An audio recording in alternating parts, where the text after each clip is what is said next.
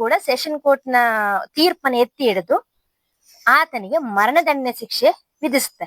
ಎಲ್ಲರಿಗೂ ಖುಷಿ ಆಗುತ್ತೆ. 7 ವರ್ಷದ ಆ ಮಗುಗೆ ಆ ರೀತಿ ಮಾಡಿದ ಆ ಪಾಪಿಗೆ ತಕ್ಕ ಶಾಸ್ತಿ ಆಯ್ತು ಅಂತ ಎಲ್ಲರೂ ಭಾವಿಸ್ತಾರೆ. ನಂತರ ನಡೆದಿರೋದು ಮಾತ್ರ ಎಲ್ಲರಿಗೂ ದೊಡ್ಡ ಆಘಾತ.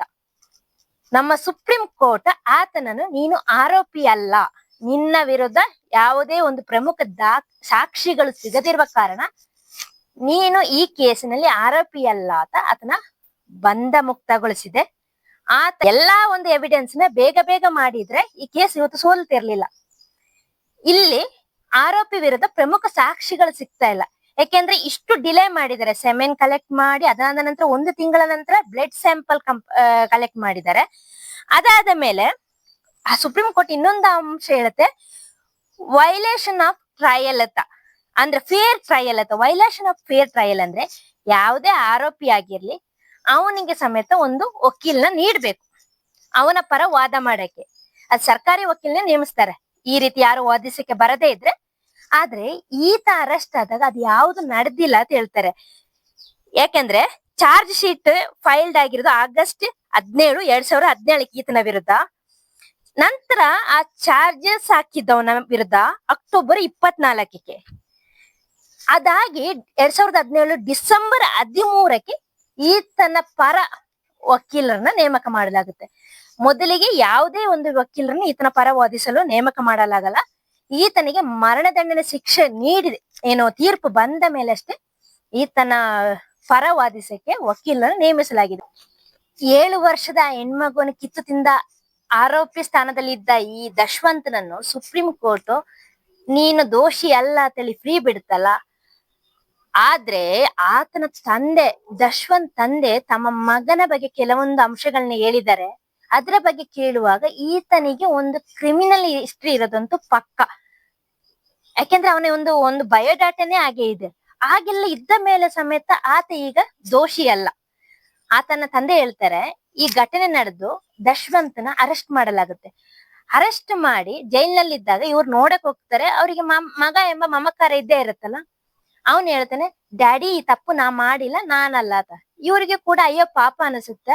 ಅವರು ನೀವು ನನ್ನ ಸ್ಥಾನದಲ್ಲಿ ಇದ್ದು ಈ ಒಂದು ವಿಷಯನ ನೋಡಿ ನಾನು ಆ ಮಗುನ ನಾನಲ್ಲ ಆ ರೀತಿ ಮಾಡಿದ್ದು, ಪ್ಲೀಸ್ ನನ್ನನ್ನು ಇಲ್ಲಿಂದ ಹೊರಗೆ ಕರ್ಕೊಂಡು ಹೋಗಿ ಅಂತ ಹೇಳ್ತಾನೆ. ತಂದೆ ಬಂದು ಒಂದು ಒಳ್ಳೆ ಲಾಯರ್ನ ನೋಡ್ತಾರೆ. ಲಾಯರ್ ಕೂಡ ಅವಾಗ ಹೇಳ್ತಾರಂತೆ, ಇಲ್ಲ ನಿಮ್ಮ ಮಗನ ಇದೇ ಕೃತ್ಯ, ನಿಮ್ಮ ಮಗ ಈ ಕೃತ್ಯ ಮಾಡಿದಂತಿದೆ ಅಂತ. ನಂತರ ಅವರು ಇನ್ನಷ್ಟು ಒಂದು ಒಳ್ಳೆ ಲಾಯರಿಗೆಲ್ಲ ಫೀಸ್ ಎಲ್ಲ ಕೊಟ್ಟು ಹೇಗಾದ್ರೂ ಮಾಡಿ ಮಗನನ್ನು ಬೇಲಿಂದ ಹೊರಗೆ ತರುವ. ಒಂದು ವೇಳೆ ಈ ಒಂದು ಘಟನೆಗೆ ನಮ್ಮ ಮಗನೇ ಕಾರಣ ಆಗಿದ್ರೆ ಮುಂದೆ ಅವನಿಗೆ ಜೈಲು ಶಿಕ್ಷೆ ಆಗುತ್ತೆ. ಈಗ ಅವನನ್ನು ಬೇಲ್ ಮೂಲಕ ಹೊರಗೆ ತರುವಂತ ಪ್ರಯತ್ನ ಪಡ್ತಾರೆ. ಅದರಲ್ಲಿ ಯಶಸ್ವಿಯೂ ಆಗ್ತಾರೆ. ಅವನು ಜೈಲಿನಿಂದ ಹೊರಗೆ ಬರ್ತಾನೆ. ಬಂದ ಮೇಲೆ ನಡೆದ ಘಟನೆ ಬಳಿಕ ತಂದೆ ಹೇಳ್ತಾರೆ, ನಾನು ಅವನನ್ನು ಜೈಲಿಂದ ಹೊರ ತಂದಿದ್ದು ದೊಡ್ಡ ತಪ್ಪು ನಾ ಮಾಡಿರೋದು. ಅವನನ್ನು ಜೈಲಿಂದ ಹೊರ ತರದೇ ಇದ್ದಿದ್ರೆ ಇವತ್ತು ನನ್ನ ಹೆಂಡತಿ ಬದುಕಿರ್ತಿದ್ಲು ಅಂತ. ಆ ದಶವಂತ್ ಜೈಲಿನಿಂದ ಹೊರಗೆ ಬರ್ತಾನಲ್ಲ, ಜೈಲಿನಿಂದ ಹೊರಗೆ ಬಂದು 1 ತಿಂಗಳಾಗಿರ್ಬೋದು. ಆಗ ಅವನು ತನ್ನ ತಾಯಿಯನ್ನೇ ಕೊಂದು ಆಕೆ ಒಡವೆಗಳನ್ನೆಲ್ಲ ದೋಚಿ ಮುಂಬೈಗೆ ಪರಾರಿ ಆಗ್ತಾನೆ. ಆ ಮುಂಬೈ ರೆಡ್ ಲೈಟ್ ಏರಿಯಾದಲ್ಲಿ ಮಜಾ ಉಡಾಯಿಸ್ತಾ ಇರ್ತಾನೆ.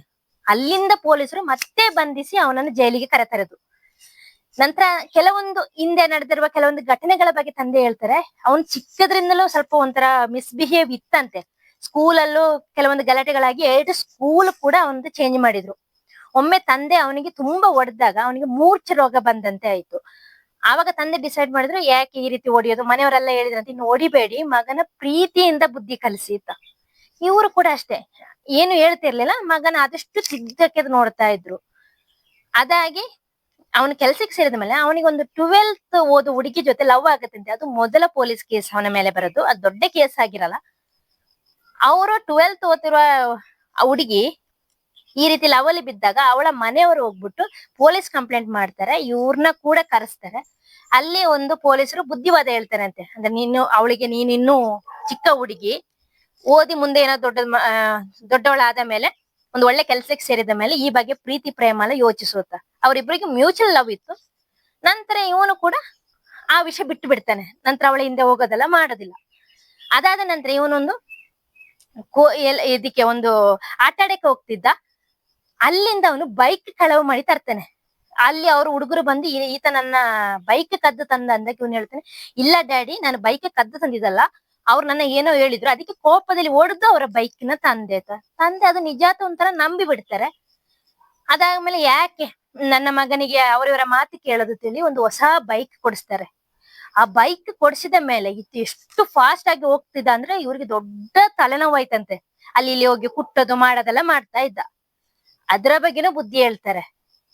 ಹೀಗೆ ಅವನು ಒಂಥರ ಮತ್ತೆ ಕೆಲ್ಸಕ್ಕೆ ಸೇರಿ ಒಂದು 30,000 ಸಂಬಳ ಬರ್ತಿದ್ರು, ಅದನ್ನು ಕುದುರೆ ಜೂಜಿನಲ್ಲಿ ಹಣ ಕಳೀತಿದ್ದಂತೆ. ಹೇಳಿದ್ರೆ ಇಲ್ಲ ನಾನು ಇನ್ನು ದುಡ್ಡು ಮಾಡ್ತೀನಿ, ಅದ್ರಲ್ಲಿ ಹಾಕಿದ್ರೆ ದುಡ್ಡು ಬರುತ್ತೆ, ಹಾಗೆಲ್ಲ ಕತೆ ಹೇಳ್ತಿದ್ದ ಆತ.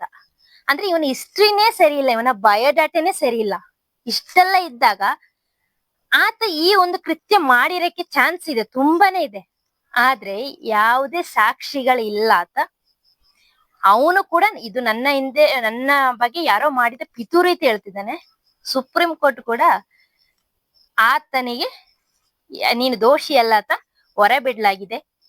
ಆತ ಇನ್ನು ಈಗ ಹೊರ ಬಂದು ಇನ್ನಷ್ಟು ಹೆಣ್ಮಕ್ಳ ಜೀವ ತೆಗಿತಾನೋ ಆ ದೇವರೇ ಗೊತ್ತು.